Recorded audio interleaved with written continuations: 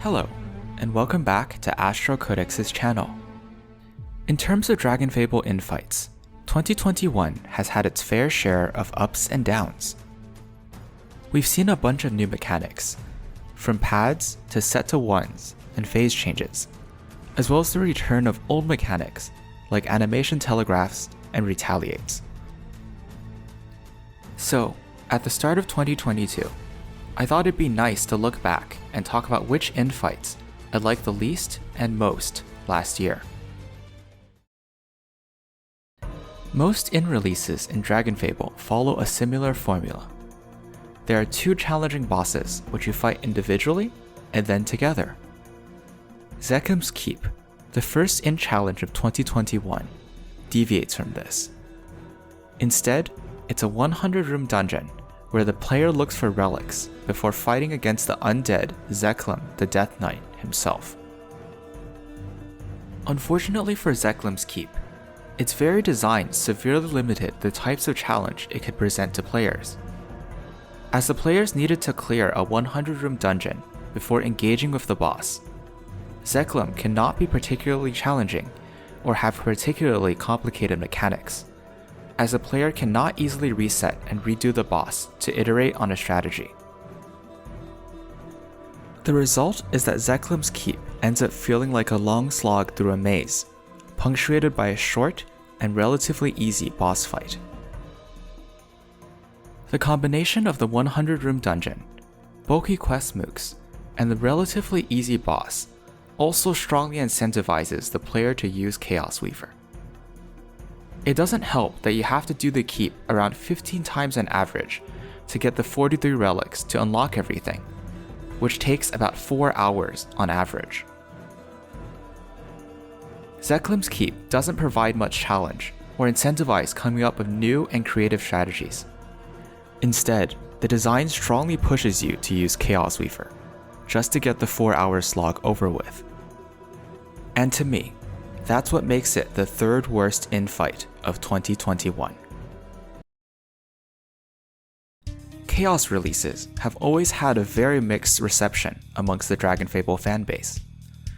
Standard complaints include the low contrast purple backgrounds, low difficulty, and their AQW-inspired origins. That's not to say that there haven't been any good Chaos fights, though, and Kitsune, the Shogun, is widely considered to be the best Chaos fight. Kitsune packs a ton of flavor into a single boss. For one, he has two visually distinct forms that he swaps between as he loses HP.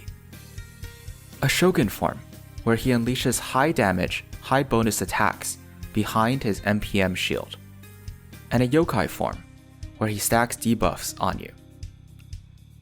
In his Shogun form, he has a samurai-style auto-hit execute attack for when your HP drops too low, and also, if you survive his execution using Death Proof, he then proceeds to inflict a small DOT on you.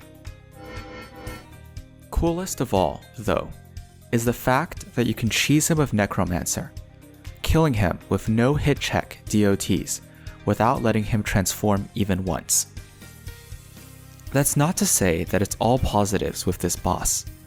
For one, Kitsune's Shogun form has a large amount of hidden bonus on many of its attacks, which can trip up players trying to strategize. Another problem is that Kitsune's relatively low power level means that many classes can ignore his mechanics almost entirely while quickly bursting him down. That being said, Kitsune's flavorful mechanics, great art design, and interesting interactions make it a clear choice for the third best Inn fight of 2021. While the Untitled Goose Game is short and sweet, DragonFable's Goose Dragon, the Untitled, unfortunately turned out boring but long. Every 3 turns, the goose steals a new weapon or object, then honks before using the item stolen. You can knock away the goose item by stunning it. The problem here is that besides the rare cases where the goose gets several dangerous items in a row, which just ends your run, the fact that you can knock away dangerous weapons means that the goose has basically no real mechanics or challenge. Perhaps in an attempt to make the goose more challenging, the goose was given 30,000 HP and 3 distinct phases. But instead of making the goose hard, this just drags out the fight significantly and adds more RNG without making the fight more challenging or interesting. But hey, at least the fight enabled a lot of goose game memes, which keeps it out of the number 1 spot and makes it a solid number 2 worst in-fight of 2021.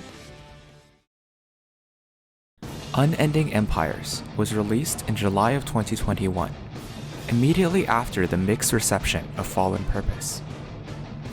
This meant that it had a lot of expectations to fill, and surprisingly, it managed to fill them.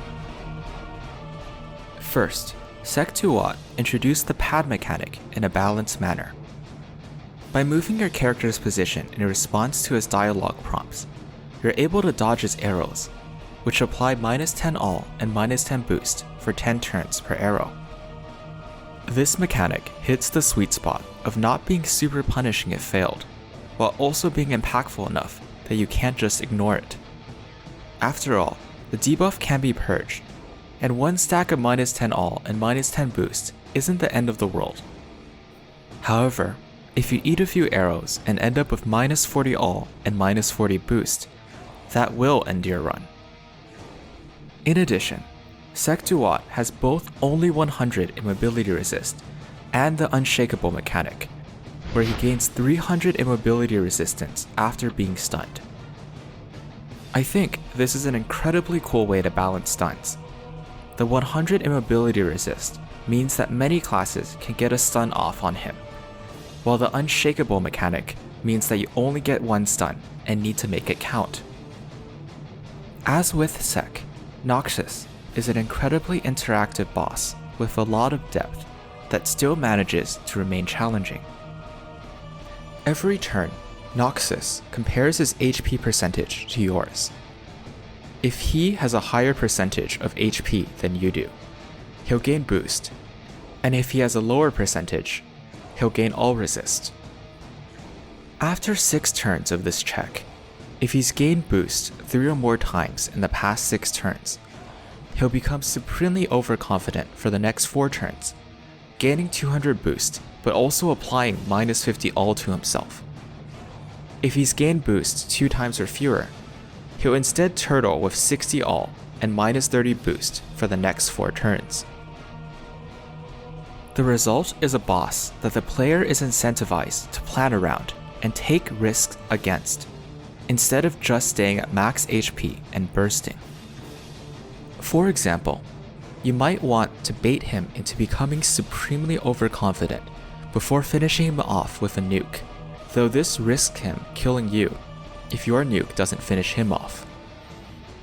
As with Outtro, Noxus also has 100 immobility resist and the Unshakable mechanic, which further increases the player's options in terms of interacting with him.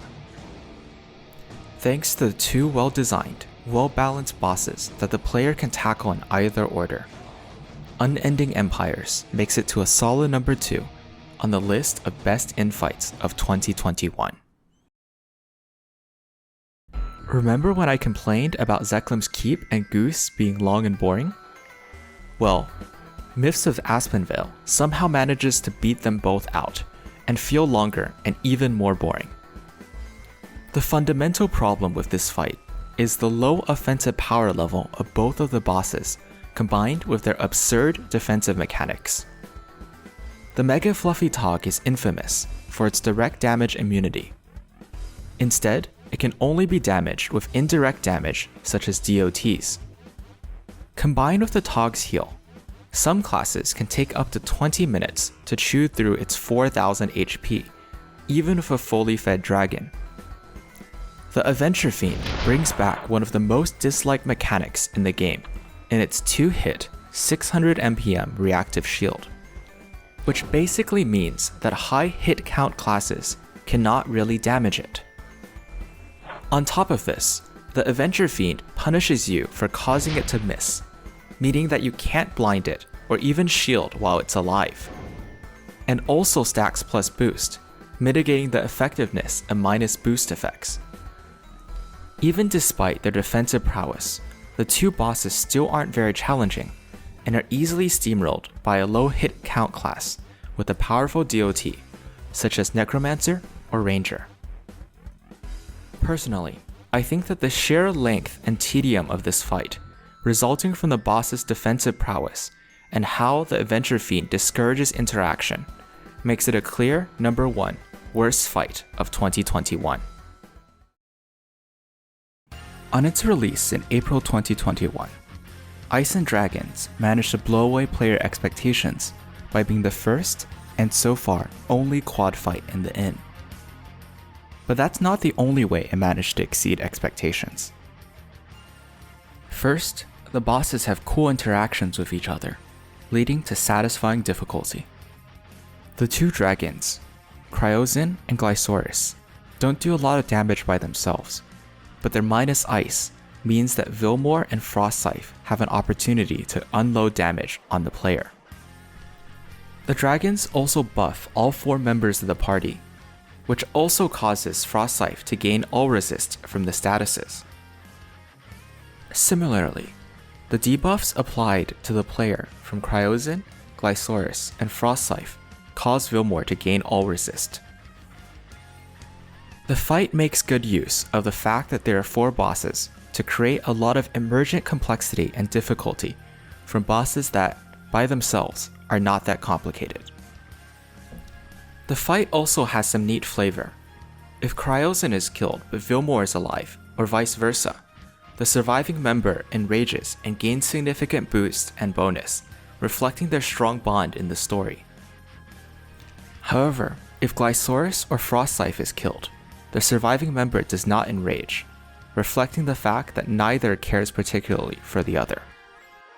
Unlike previous hard fights, which encourage bursting one enemy down as fast as possible with an offensive class, Ice and Dragons encouraged defensive gameplay. There are several factors that encourage defensive play over offensive. First, both dragons have threatening minus ice attacks, and Vilmor enrages when Cryozin dies, meaning you can't just burst the threatening enemy and coast afterwards. In addition, none of the enemies heal, which means that lower damage defensive classes aren't just walled from completing the fight. That's not to say that it's perfect.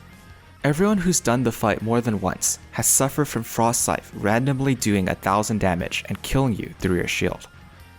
But the combination of engaging mechanics and satisfying difficulty make it my number 1 best Inn fight of 2021. Thanks for watching this video on the top 3 best and worst Inn fights of 2021. Do you agree with my list? What fights would you rank as the best and worst of 2021? Leave your thoughts in the comments below. As always, thanks for watching, and good luck.